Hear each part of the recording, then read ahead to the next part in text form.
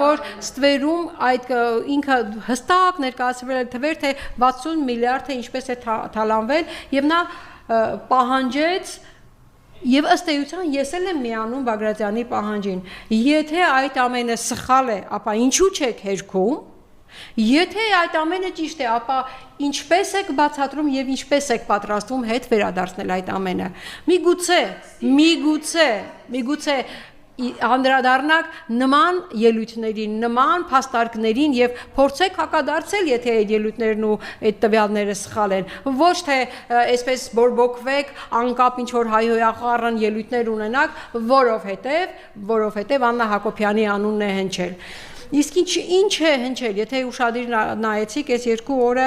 ազգային ժողովում իմ ելույթից հետո ես ուզում եմ ուղղակի իմ ելույթի մասին մի քիչ ներկայացնել, իմ ելույթից հետո ազգային ժողովում ոչ մի падգամավոր իր ելույթը